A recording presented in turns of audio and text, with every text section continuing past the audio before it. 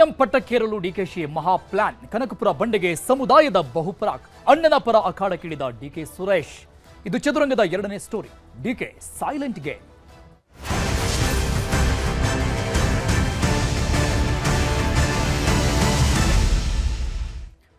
CM ಕುರ್ಚಿ ಪಡೆಯೋದಕ್ಕೆ DK Shivakumar ತಮ್ಮದೇ ರಣತಂತ್ರಗಳನ್ನು ಮಾಡ್ತಾ ಇದ್ದಾರೆ. ಮಹಾರಾಷ್ಟ್ರದ ಆಪ್ತರ ಮೂಲಕವಾಗಿ ಹೈಕಮಾಂಡ್ ಮೇಲೆ ಒತ್ತಡ ಹಾಕುವಂತ ರಣತಂತ್ರ ಡಿಕೆ ಶಿವಕುಮಾರ್ ಅವರ ಕಡೆಯಿಂದ. ಒಕ್ಕಲಿಗ ಸಮುದಾಯದ ಶ್ರೀಗಳಿಂದ ಡಿಕೆ ಪರ ಬ್ಯಾಟಿಂಗ್ ನಡೀತಾ ಇರುವಂತದ್ದು ಒಂದು ಕಡೆ. ಡಿಕೆ ಶಿವಕುಮಾರ್ ಅವರಿಗೆ ಸಿಎಂ ಸ್ಥಾನ ಬಿಟ್ಟುಕೊಡಬೇಕು ಅನ್ನುವಂತ ಅರ್ಥದಲ್ಲಿ ರಾಜ್ಯದ ಪ್ರಮುಖ ಮಠಾಧೀಶಗಳು ಮಾತನಾಡಿದರು. ಇದರ ಜೊತೆಗೆ ಈಗ ಮತ್ತೊಂದಿಷ್ಟು ರಾಜಕೀಯ ದಾಳಗಳು ಡಿಕೆ ಶಿವಕುಮಾರ್ ಅವರ ಕಡೆಯಿಂದ ಉರುಳುತ್ತಾ ಇದೆ. ಹೈಕಮಾಂಡ್ ಮಹಾರಾಷ್ಟ್ರದ ಅವರ ಆಪ್ತರ ಮೂಲಕವಾಗಿ ಹೈಕಮಾಂಡ್ ಮೇಲೆ ಒತ್ತಡವನ್ನು ಹಾಕುವುದು. ರಾಷ್ಟ್ರೀಯ ಮಟ್ಟದಲ್ಲೂ ಕೂಡ ಡಿಕೆ ಶಿವಕುಮಾರ್ ಅವರು ಅನೇಕ ಬಾರಿ ಗುರುತಿಸಿಕೊಂಡಿದ್ದಾರೆ ಕಾಂಗ್ರೆಸ್ ಪಕ್ಷದಲ್ಲಿ. ಯಾವ ರಾಜ್ಯದಲ್ಲಿ ಅಂದ್ರೆ ಬೇರೆ ಬೇರೆ ರಾಜ್ಯಗಳಲ್ಲಿ ರಾಜಕೀಯವಾದಂತಹ ಸಮಸ್ಯೆಗಳು ಎದುರಾದಾಗ ಡಿಕೆ ಶಿವಕುಮಾರ್ ಅವರನ್ನ ಹೈಕಮಾಂಡ್ ಅಲ್ಲಿ ಕಳಿಸಿ ಅಲ್ಲಿನ ಸಮಸ್ಯೆಗಳನ್ನು ಬಗೆಹರಿಸಿರುವಂತದ್ದು ಕೂಡ ಉದಾಹರಣೆಗಳಿದೆ. ಸೊ ಹಾಗಾಗಿ ಹೈಕಮಾಂಡ್ ಮೇಲೆ ಈಗ ಮಹಾರಾಷ್ಟ್ರದ ಆಪ್ತರ ಮೂಲಕವಾಗಿ ಒತ್ತಡವನ್ನ ಹಾಕಿಸೋದಕ್ಕೆ ಮುಂದಾಗ್ತಾ ಇದ್ದಾರೆ. ಒಕ್ಕಲಿಗ ಸಮುದಾಯದ ಶ್ರೀಗಳಿಂದ ಡಿಕೆ ಶಿವಕುಮಾರ್ ಅವರ ಪರವಾಗಿ ಬ್ಯಾಟಿಂಗ್ ಮಾಡಲಾಯಿತು. ಒಂದು ದಿನ ಮುಂಚೆಯೇ ದೆಹಲಿಗೆ ಹೊರಟಿದ್ದಾರೆ ಡಿಸಿಎಂ ಡಿಕೆ ಶಿವಕುಮಾರ್ ಅನ್ನುವಂತ ಮಾಹಿತಿ ಸಿಗ್ತಾ ಇದೆ.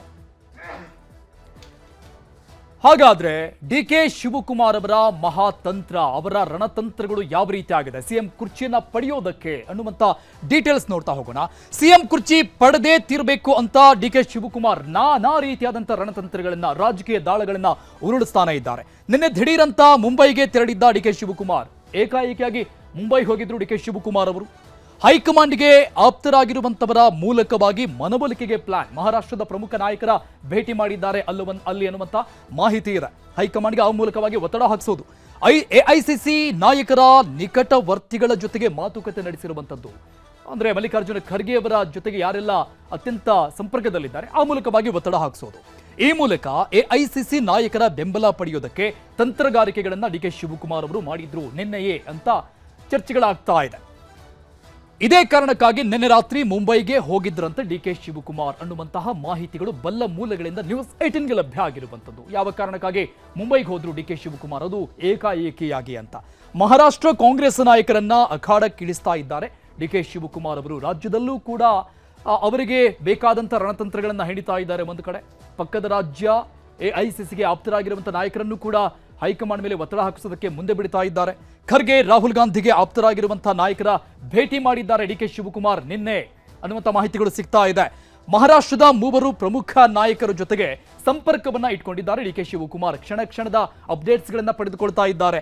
ಕಾಂಗ್ರೆಸ್ ವರ್ಕಿಂಗ್ ಕಮಿಟಿ ಸದಸ್ಯ ಆಗಿರುವಂತಹ ಗುರುದೀಪ್ ಸಿಂಗ್ ಸಪ್ಪಲ್ ಅವರನ್ನ ಭೇಟಿ ಮಾಡಿದ್ದಾರೆ ಅನ್ನುವಂಥ ಮಾಹಿತಿ ಇದೆ. ಮಹಾರಾಷ್ಟ್ರ ವಿಪಕ್ಷ ನಾಯಕ ವಿಜಯ್ ವಡ್ಡೆಟ್ಟಿವಾರ್ ಅವರನ್ನು ಕೂಡ ಭೇಟಿ ಮಾಡಿರುವಂಥದ್ದು. ಇವರೆಲ್ಲರೂ ಕೂಡ ಹೈಕಮಾಂಡ್ಗೆ ಬಹಳ ಹತ್ತಿರದಿಂದ ಸಂಪರ್ಕವನ್ನ ಹೊಂದಿರುವಂತಹ ನಾಯಕರಾಗಿದ್ದಾರೆ. ಸಿಡಬ್ಲ್ಯೂಸಿ ಸದಸ್ಯ ಬಾಳಾ ಸಾಹೇಬ್ ಥೋರಟ್ ಸಂಪರ್ಕದಲ್ಲಿದ್ದಾರೆ ಡಿಕೆ ಶಿವಕುಮಾರ್ ಅವರಿಗೆ. ಇಲ್ಲಿನ ಬೆಳವಣಿಗೆಗಳು ಮತ್ತು ಹೈಕಮಾಂಡ್ ನಲ್ಲಿ ಆಗ್ತಾ ಇರುವಂತಹ ಬೆಳವಣಿಗೆಗಳು ಎಲ್ಲವನ್ನೂ ಕೂಡ ತಿಳಿದುಕೊಳ್ತಾ ಇದ್ದಾರೆ. ಮತ್ತೊಂದೆಡೆ ಅಣ್ಣನ ಪರ ಅಖಾಡಕ್ಕೆ ಇಳಿದಿರುವಂತಹ ಡಿಕೆ ಸುರೇಶ್ ಅವರು ಹೇಳಿರುವಂತಹ ಹೇಳಿಕೆ ದೊಡ್ಡ ಮಟ್ಟದಲ್ಲಿ ಚರ್ಚೆ ಕೂಡ ಆಗ್ತಾ ಇದೆ. ಮಧ್ಯಾಹ್ನವೇ ಮಾಜಿ ಸಂಸದ ಡಿಕೆ ಸುರೇಶ್ ದೆಹಲಿಗೆ ಪ್ರಯಾಣವನ್ನ ಬೆಳೆಸಿರುವಂತದ್ದು.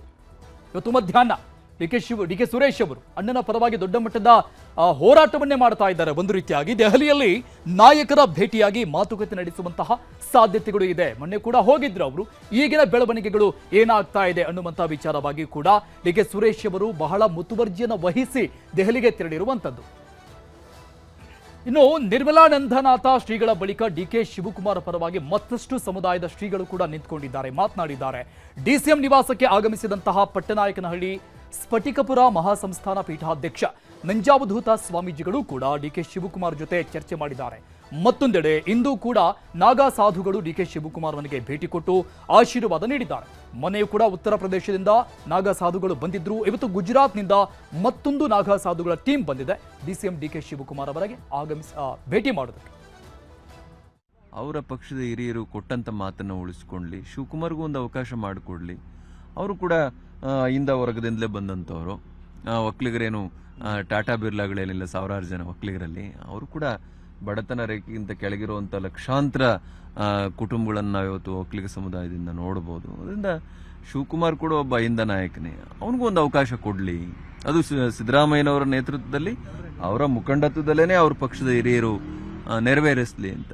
ಈ ಪಕ್ಷ ಕೆಂಗಲ್ ಹನುಮಂತಯ್ಯನವ್ರನ್ನ ಯಾವ ರೀತಿ ನಡೆಸ್ಕೊಳ್ತು, ಏನೂ ಕೇಳದೇ ಇರುವಂತ ಮುಖ್ಯಮಂತ್ರಿ ಆಗಿದ್ದಂಥ ಮಾನ್ಯ ದೇವೇಗೌಡರನ್ನ ಕರ್ಕೊಂಡೋಗಿ ಅವರಿಗೆ ಪ್ರಧಾನಿಗಳು ಮಾಡಿ ಅವ್ರನ್ನ ಯಾವ ರೀತಿ ನಡೆಸಿಕೊಳ್ತು, ಕೃಷ್ಣ ಅವರ ಸುದೀರ್ಘ ರಾಜಕೀಯ ಅನುಭವದಲ್ಲಿ ಒಂದು ಸಣ್ಣ ಕಪ್ಪು ಚುಕ್ಕಿ ಇಲ್ಲದಿರುವಂಥ ವ್ಯಕ್ತಿ, ಅವರನ್ನ ಯಾವ ರೀತಿ ನಡೆಸ್ಕೊಳ್ತು. ಅದಾದ ನಂತರ ಸ್ವತಃ ಸೋನಿಯಾ ಗಾಂಧಿ ಅವರು, ರಾಹುಲ್ ಗಾಂಧಿ ಅವರೇ ರಿಕ್ವೆಸ್ಟ್ ಮಾಡಿ ನಮ್ಮ ಪಕ್ಷದಿಂದ ನೀವು ಸಹಕಾರ ತಗೊಂಡು ಮುಖ್ಯಮಂತ್ರಿ ಆಗಬೇಕು ಅಂತ ಹೇಳಿದಾಗ ಅವಾಗ ಬೇಕಾದಷ್ಟು ಅವಕಾಶ ಇತ್ತು.